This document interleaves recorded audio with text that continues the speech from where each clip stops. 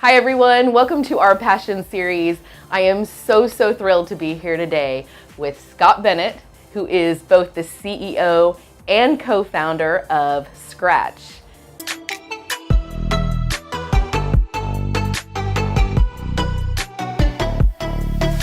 Hi Scott. Hey, good morning. How are you? I'm great. How are you? I'm thrilled. Good.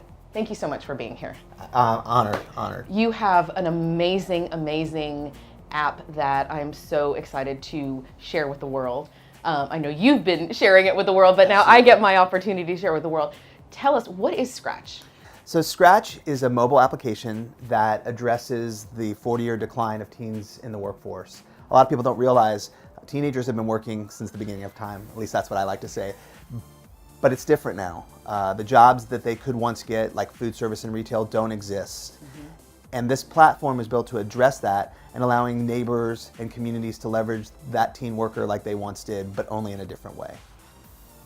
So I agree with you. I am a mother and a stepmother to many teenagers, and we have that problem in my household.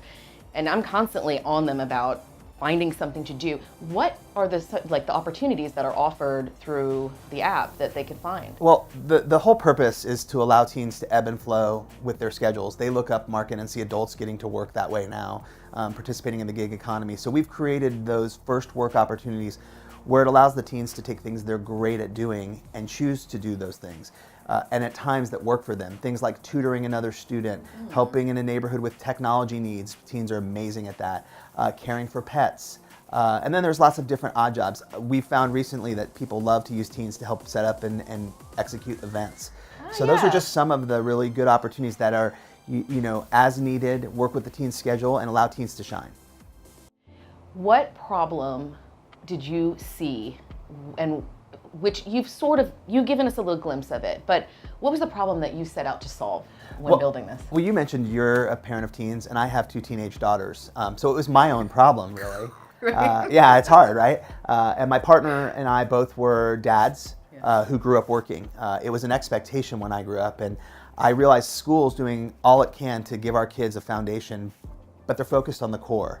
And I wanted to solve what I call the opportunity decline, the ability to teach teenagers about opportunity through income. Nobody was doing that, and as a dad, I looked out at the landscape and said, I too don't know how to tell my kids to solve that problem. So I recognized that something needed to be done in a way that really matched what the teenager today expects. So that's why Skratch was built. That's amazing. You know, it's interesting because I often say that it's really hard to learn a lesson in life if you don't have skin in the game. And it's something I really do struggle with. I have great kids, by the way; they're amazing. But I'm having this issue with skin in the game. So thank you for helping. You're an entrepreneur, right? And you knew how to create opportunity, and it's incumbent upon us as parents to teach that same value system to the next generation. Frankly, because without that, it'll take them longer to get started, longer to be productive, and it wasn't really an option for me, and I'm glad it wasn't. Right. Because it's led me on that path. I think the truth too is, if I might say so, is while it wasn't an option for you, it was an option for me. I don't think my parents forced me to work, but I wanted to work. Like, to me, that was a sense of freedom and flexibility and taking ownership of my life. Do you think there's a reason? Like, what do you think is the underlying element that's changed, with our kids today? It's a great question. It's something I think about a lot. Why I, like you, wanted money, because I felt like money gave me independence. I tell people the story that with my first work and the money that I accumulated, I was able to buy my own car stereo. I had one of those ones that would flip off. Right. You could take it off and take it with you, and it was a big deal. It made me feel some pride that I had earned that, and I think, quite frankly, the economy's been really good the last 10 years, even though we had a recession in 2008. And so I think there's this lack of opportunity that I mentioned, but there's also this desire for our generation of parents who want to give their kids a magical childhood. Yeah. And by not working, we think we're doing them a favor, but it's quite the opposite. And I think that's part of it. And then I think the other really big thing is that teens are doing things today very differently than we did. If they're playing a sport, or they're in the theater or in the band or in the choir, they're not just doing it as a recreational activity. It is a full-on commitment for them, meaning lots of hours of practice. It's what they do. It's who defines them. And that means things suffer and work and first work is one of those things. That's a very valid point, because I remember as a kid, like if I would take a dance class, it was once a week, or it wasn't this, my daughter's in dance and I love her dance teacher, but it's a big commitment, and this is not, it's competitive, but this is not on the level of competitive that some people are into. So that's a very good point. You started Skratch from scratch. And what a great name, by the way. Making an app has got to be like a whole other set of talents.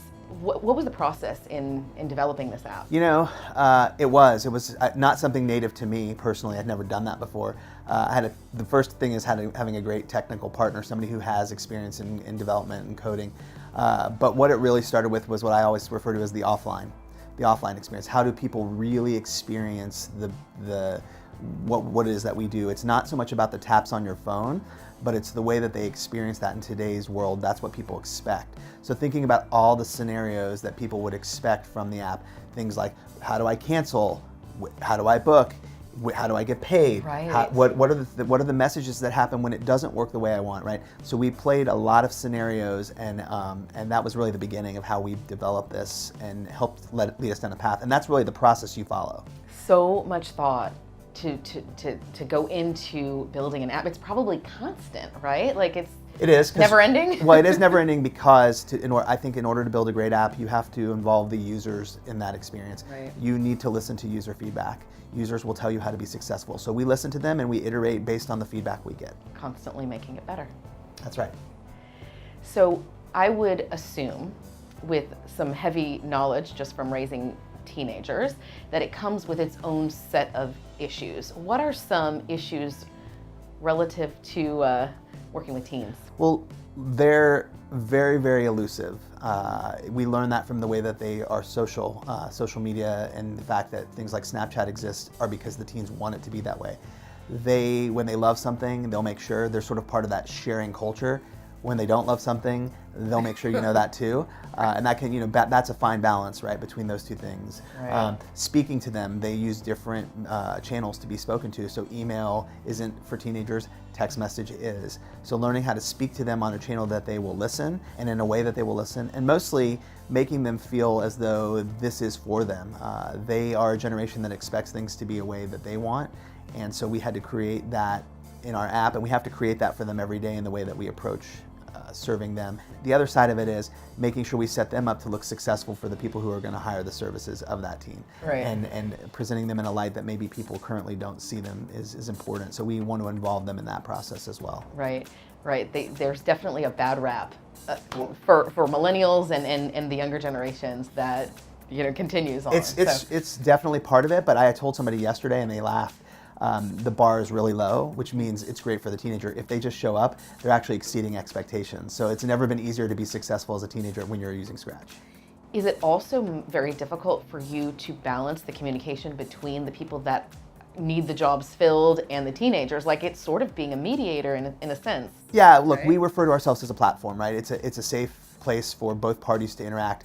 There's no social media today where a teenager and an adult can safely, at least in the eyes of the universe, communicate. Right. Yet when it's about something like this where there's an opportunity for first work, this makes it safe. And so we take it very seriously about creating a safe experience, a safe exchange. We try to set the ground rules and let everybody know what's expected of them. We have ratings and reviews and things like that to make sure that everybody walks away feeling that it was a great experience for them. Oh, that's wonderful. So we obviously are always seeking to pull out the passion, which exudes out of you. But what are you the most passionate about? What keeps you coming back? And because this has got to be a lot of work daily, and you're building something that did not exist.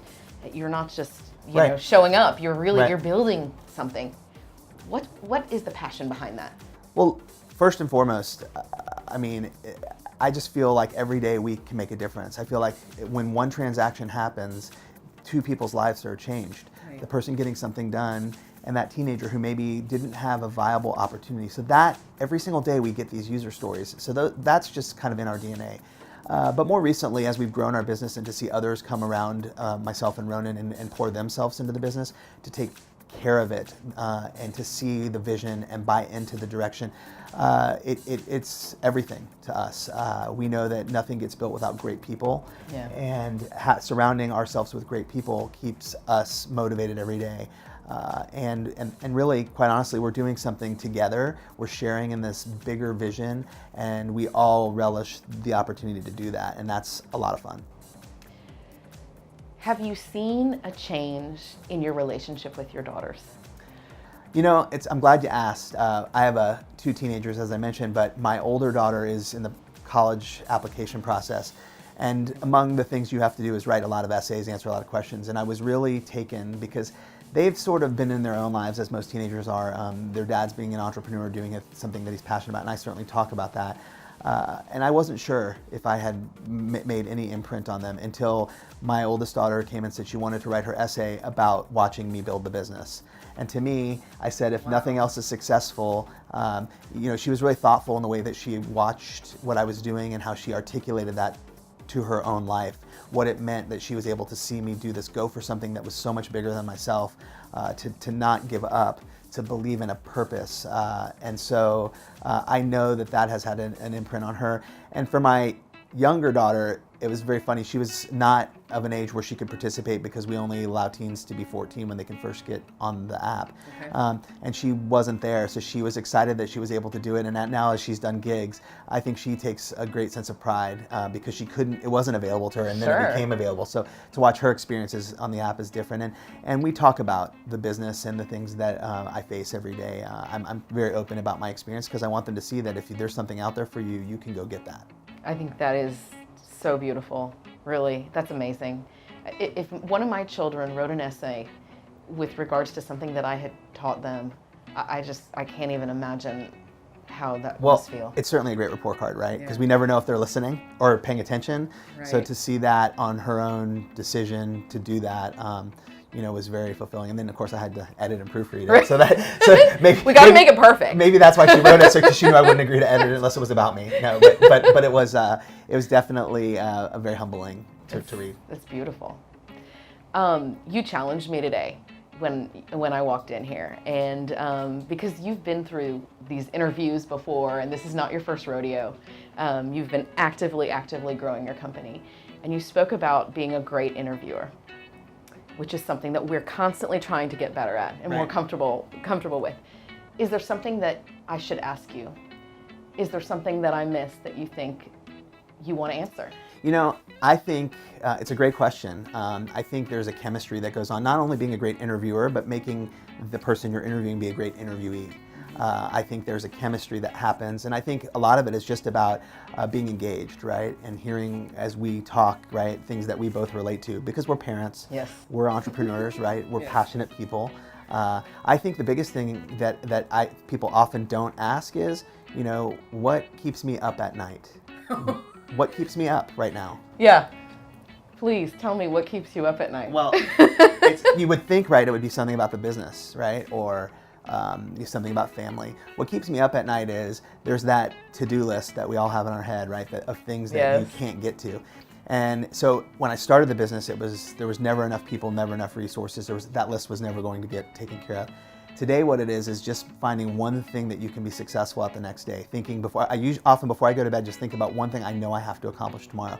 Because if you could do that, then it's been a successful day. You can at least check it off. Yeah, and I've heard people use the analogy about making your bed. I don't like to make my bed, but if you make your bed, in the morning, then you feel like your day is going to be successful from that. So just going to bed, allowing yourself setting an achievable goal every single day that you can actually achieve. It doesn't have to be monumental, but it's something, and that usually spurs something else and something after that. So that's what keeps me up, is making sure what's that next thing tomorrow. Thank you for sharing that, because I am often up at night. I wake up in the middle of the night with still worry, and I think that that's part of being an entrepreneur. But if I can start channeling that energy into something positive like that and saying, okay, it's never going to be easy, or we wouldn't do this. That's right. So what can I do tomorrow that's going to fulfill me and make me better? I'm going to take that. Thank you so much for sharing that. Good. Well, because that is something I struggle with. So thank you. All of us that are doing anything entrepreneurial, anything new. That's why we got started in the first place. Right. And it's the littlest action, that we do every day is to say, I'm going to set things up for myself to feel the sense of achievement, because believe me, this is really hard. And if you don't win, if you don't have a win every day, then you will often just succumb to the losses, and I refuse to do that. Yeah, and that's how you will not give up. That's right. Just by forcing it through. That's right. Thank you for that. That was perfectly beautiful, and I really am going to take that to heart. Good. Okay, so I want everybody to know how they can find you. That's very important to me. Little bit of self-promotion through me. Well, good. How do they find out more about Skratch? How can they, download the app? Tell us about that. So we're proud to say that now the app is available on both iOS and Android. When we started, we were really focused on iOS and Apple users only because it's easier from a development cycle. And you can find the app on both the App Store and the Google Play Store. You can also visit our website. There's downloadable links right there on the homepage at Skratch, skratch.co. And right there you can click through and get easy access to the app. And if you want to contact us for any questions about the business, why we're doing this, how it's going to be great for you or your children, you can email us at support@Skratch, skratch.co. Listen, parents, Scott and his team of amazing people are trying to help us solve a problem. It is a problem that I deal with every day in my household. So I thank you and I commend you for your efforts. I will be behind you all the way. You've got the support of so many people. Thank you. But look out for this app. Watch for what they're doing. Be a part of this movement. Let's get our teens to understand the importance of work. We cannot teach it to them if we are not teaching it to them. So thank you. I'm so passionate about this and I appreciate you. Thank you. Thanks for this opportunity. Thanks for being here. Of course. Thank you for watching our Passion series. This process has already been so uplifting and impactful that we are encouraged to create a passion movement, inspiring you to live your best life. We are coming to you each week with another amazing individual who will share their unique story. If you know someone or you yourself would like to take part in our passion discussions, please comment below or send us a message. Until next week, live well, live inspired, live your passion.